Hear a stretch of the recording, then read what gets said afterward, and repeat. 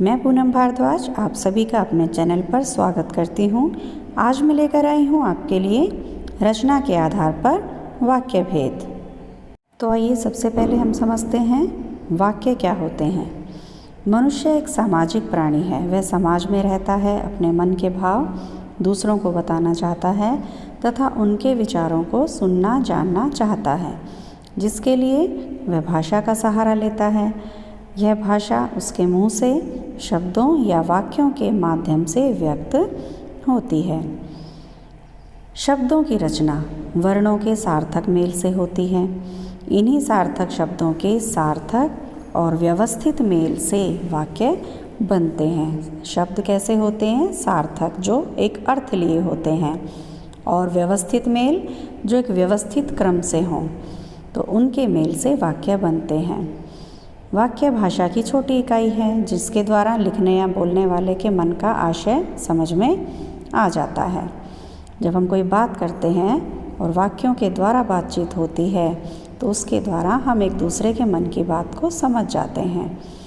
इस तरह हम कह सकते हैं कि मनुष्य के विचारों को व्यक्त करने वाला शब्द समूह जो व्यवस्थित हो तथा पूरी तरह से आशय प्रकट कर सके, वाक्य कहलाता है। तो वाक्य में किन बातों का होना जरूरी है? सबसे पहली है सार्थकता।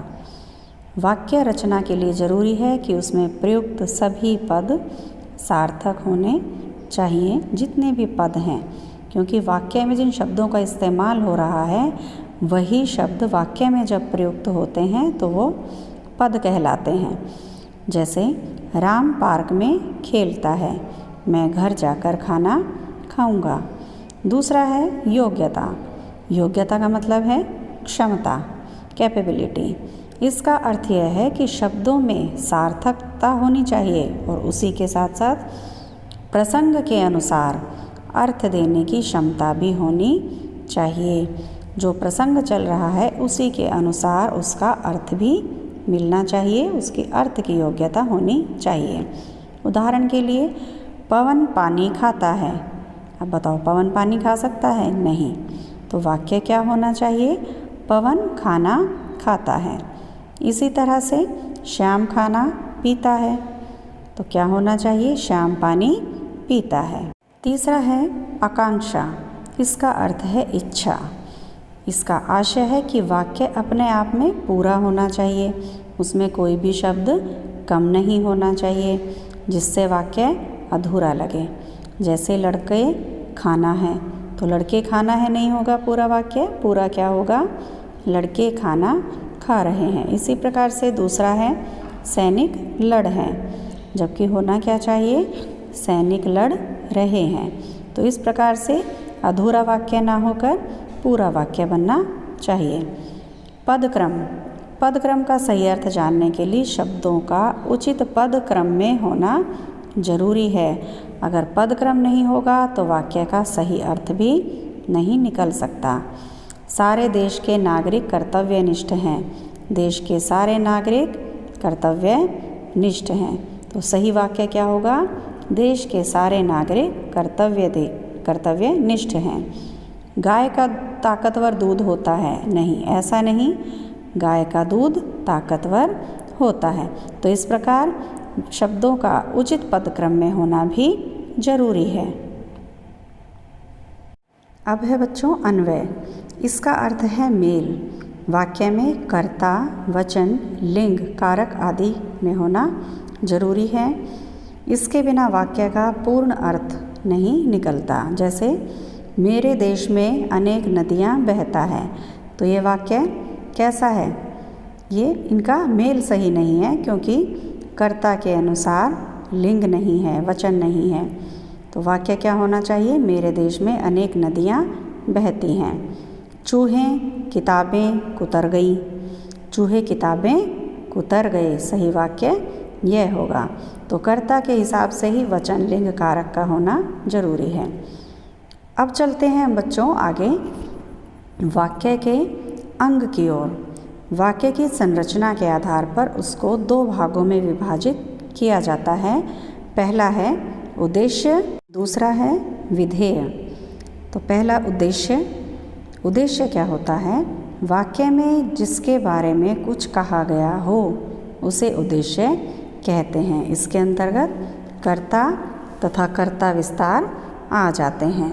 जिसके बारे में कुछ कहा जा रहा है वह उद्देश्य होता है। जैसे राम सो रहा है, तो यहाँ पर किसके बारे में बात हो रही है? राम के बारे में।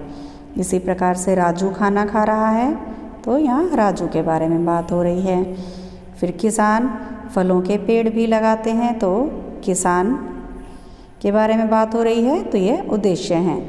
और जवान देश की रक्षा करते हैं, तो यहाँ पर जवान क्या है? उद्देश्य है। तो जिसके बारे में बात की जा रही है वो सभी उद्देश्य हैं। दूसरा आ जाता है विधेय। विधेय क्या होता है कि वाक्य में उद्देश्य के बारे में जो कुछ कहा जाए उसे विधेय कहते हैं। उदाहरण के लिए करण खेल रहा है, तो करण के बारे में बात हो रही है, तो ये तो हो गया उद्देश्य। और उसके बारे में क्या बात की जा रही है कि करण खेल रहा है, तो ये क्या हुआ? विधेय। अब चित्रकार के बारे में बात हो रही है कि वह चित्र बनाता है, तो चित्र बनाता है क्या हुआ? विधेय। चित्रा गीत गा रही है, चित्रा उद्देश्य, गीत गा रही है विधेय। मंजरी बस से शहर गई, मंजरी उद्देश्य है और बस से शहर गई यहाँ पर विधेय है। इन वाक्यों में खेल रहा है, चित्र बनाता है, गीत गा रही है, बस से शहर गई, ये सभी वाक्यों के विधेय हैं। और वाक्यों के भेद मुख्य रूप से दो भागों में बांटे गए हैं, रचना के आधार पर और अर्थ के आधार पर। तो आपके पाठ्यक्रम में है बच्चों रचना के आधार पर वाक्य भेद। तो शुरुआत करते हैं हम बच्चों पहले रचना के आधार पर वाक्य भेद की। रचना या बनावट, इसके आधार पर वाक्य के तीन भेद होते हैं। पहला है सरल वाक्य, दूसरा है संयुक्त वाक्य, तीसरा है मिश्र वाक्य। तो सरल वाक्य क्या होता है? जैसा कि नाम से ही आपको पता चल रहा है कि सरल, जो इजी हो, साधारण हो, तो ये साधारण वाक्य हैं, सरल वाक्य हैं। जिन वाक्यों में एक उद्देश्य तथा एक विधेय होता है उन्हें सरल वाक्य कहते हैं। अथवा जिन वाक्यों में एक मुख्य क्रिया हो उन्हें सरल वाक्य कहते हैं। जैसे वर्षा हो रही है, मोहन पतंग उड़ा रहा है, बच्चे मैदान में खेल रहे हैं। तो यहाँ पर वर्षा उद्देश्य है, हो रही है विधेय। मोहन उद्देश्य और पतंग उड़ा रहा है विधेय। बच्चे क्या है? उद्देश्य और मैदान में खेल रहे हैं, यहाँ पर विधेय है। अब एक चीज़ और देखिए, मैंने एक चीज़ और बताई, जिन वाक्यों में एक मुख्य क्रिया हो। तो क्रिया की पहचान क्या है? वैसे तो आपको पता है कि जिससे काम का करना या होना पाया जाता है वह क्रिया होती है। इसके दो भेद होते हैं, आकर्मक तथा सकर्मक। लेकिन एक सिंपल सी पहचान ये होती है कि क्रिया के द्वारा ही वाक्य पूरा होता है। जो वाक्य की समाप्ति किससे होती है? क्रिया के द्वारा होती है। जैसे हो रही है, उड़ा रहा है, खेल रहे हैं, ये सब क्या हैं? क्रियाएं हैं। तो एक एक ही क्रिया है इसमें, तो ये वाक्य क्या हैं? सरल वाक्य कहलाते हैं। अब ध्यान रहे कि क्रियापदों की संख्या एक भी हो सकती है, दो भी हो सकती है, 3, 4 और 5 भी हो सकती है।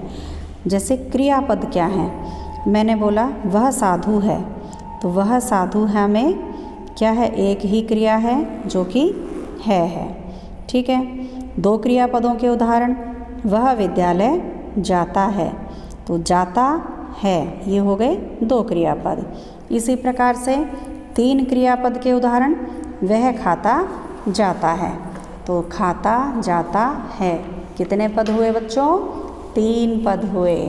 इसी प्रकार से 4 क्रियापदों के उदाहरण, वह दूध पिए जा रहा है, पिए जा रहा है, इसमें कितने पद हो गए? 4 पद हो गए। डाकू दौड़ता जा रहा होगा, दौड़ता जा रहा होगा, 4 पद। 5 क्रियापदों के उदाहरण।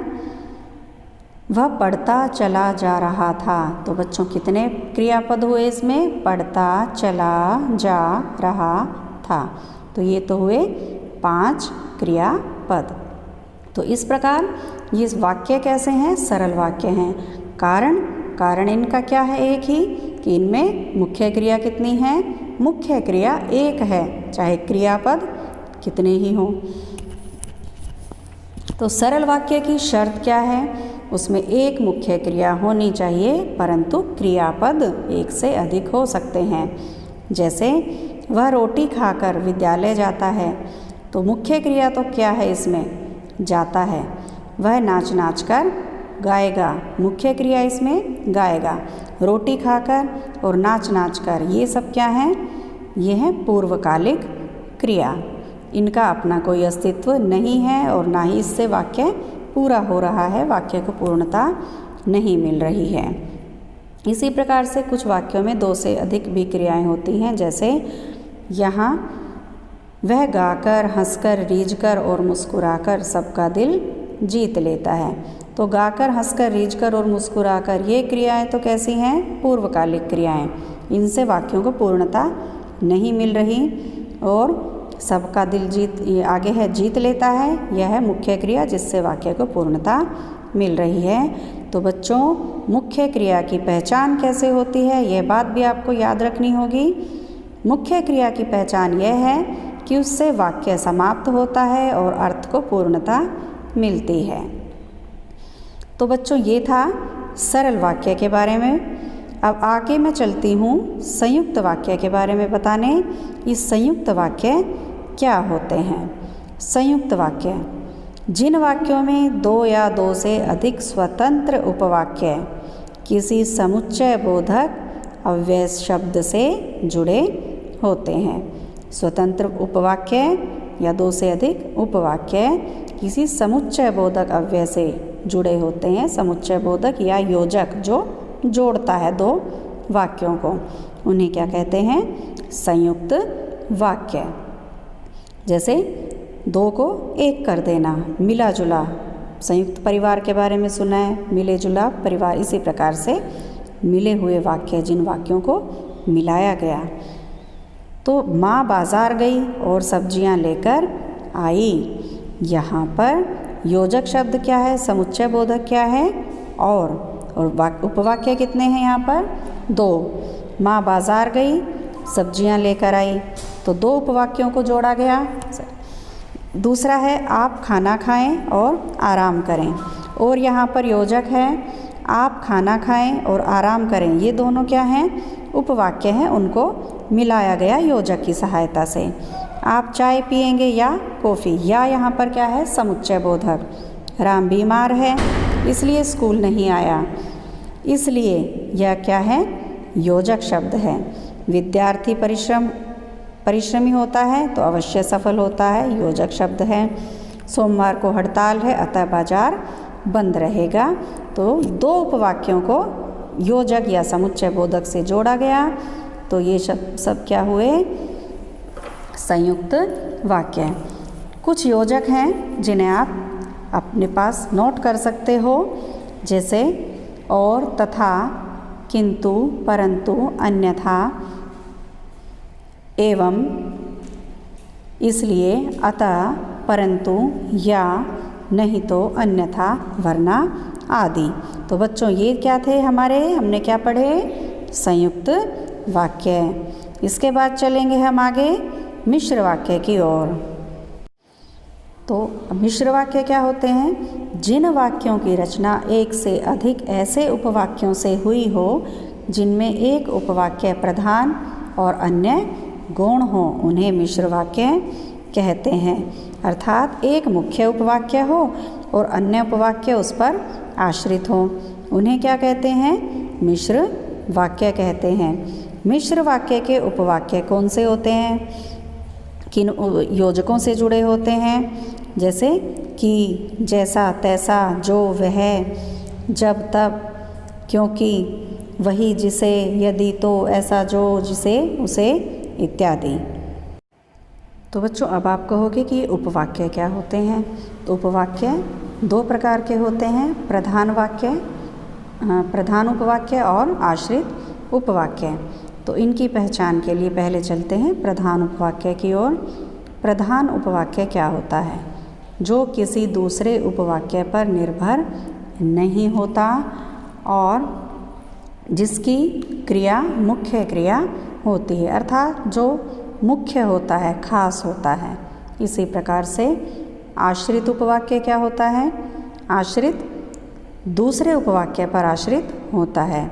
आश्रित उपवाक्य क्योंकि, कि, यदि, जो आदि जो योजक होते हैं उनसे आरंभ होते हैं और यह तीन प्रकार के होते हैं। पहला है संज्ञा उपवाक्य, दूसरा है विशेषण उपवाक्य और तीसरा है क्रिया विशेषण उपवाक्य। तो पहले हम पढ़ेंगे संज्ञा उपवाक्य के बारे में।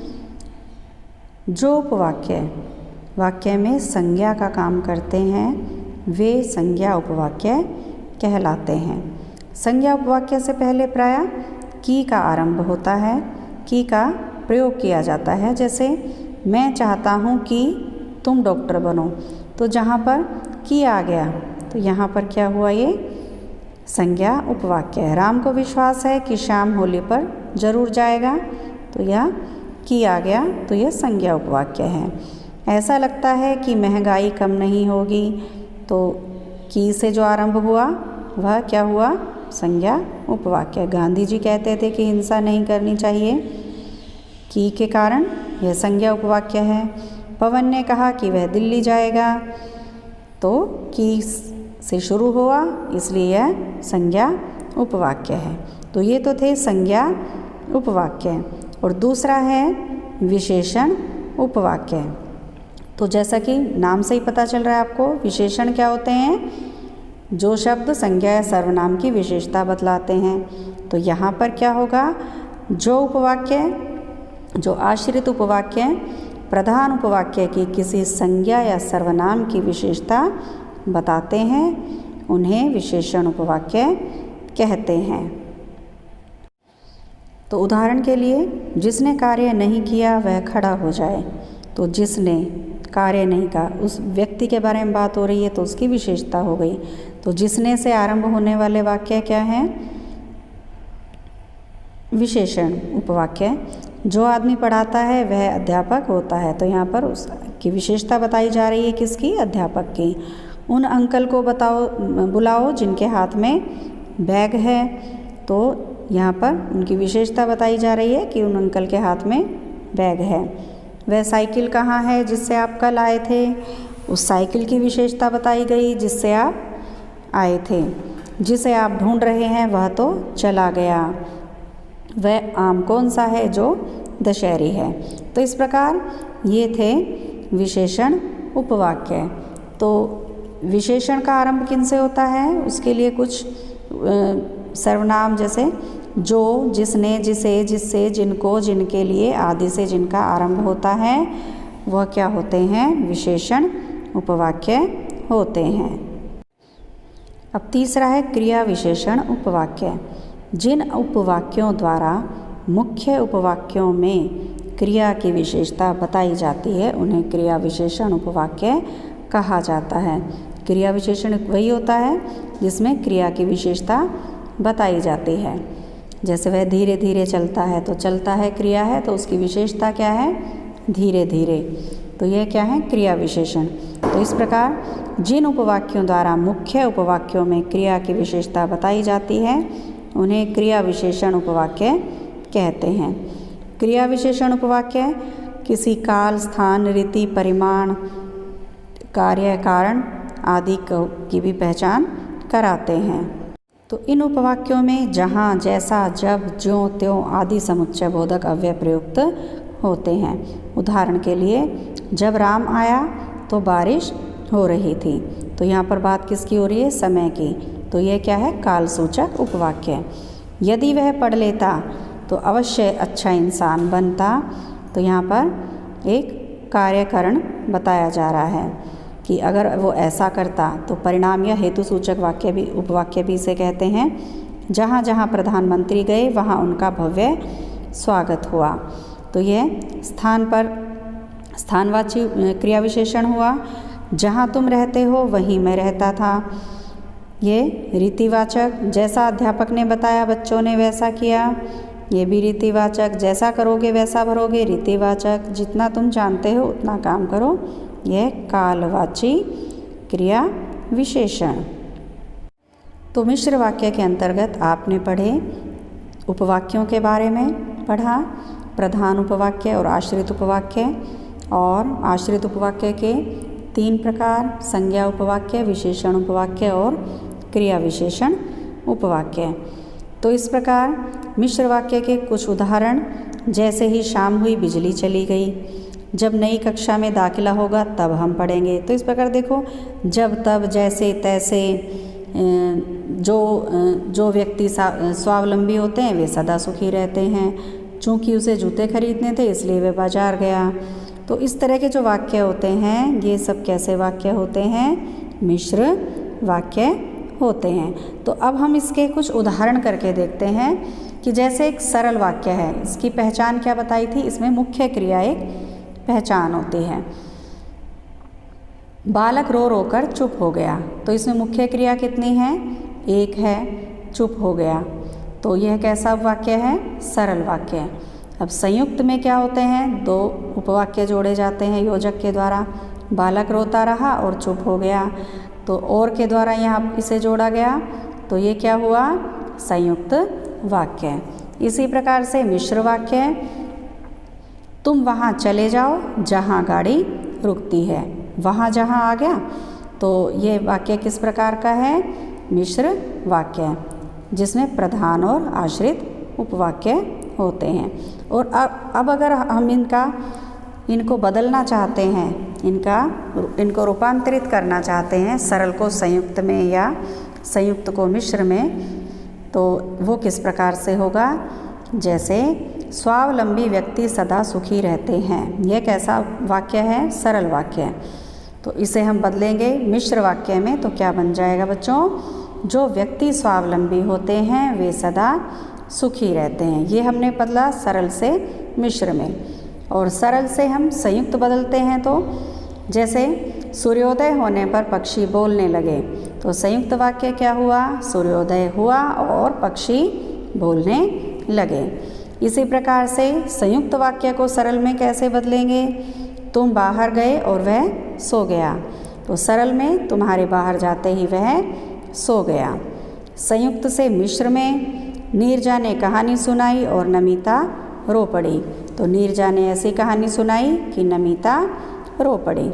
इस प्रकार से मिश्र से सरल में बदलना हो तो रोगी ने जो ही दवाई ली उसे उल्टी हो गई। तो इसको सरल वाक्य में कैसे बदलेंगे? रोगी को दवाई पीते ही उल्टी हो गई। अब मिश्र से संयुक्त में बदलना हो तो कैसे बदलेंगे? मेरे पिताजी वे हैं जो पलंग पर लेटे हैं। वे मेरे पिताजी हैं और पलंग पर लेटे हैं। तो बच्चों, हमने आज की इस वीडियो में रचना के आधार पर वाक्य भेद के 3 प्रकार पढ़े, क्रियापदों के बारे में जाना, उपवाक्यों के बारे में जाना और वाक्यों का रूपांतरण और उनकी पहचान करनी जानी। तो बच्चों, मैं आशा करती हूँ आपको रचना के आधार पर वाक्य समझ आ ही गए होंगे। तो मेरे इस वीडियो को आप ध्यानपूर्वक शुरू से अंत तक देखें और लाइक करें। थैंक यू बच्चों।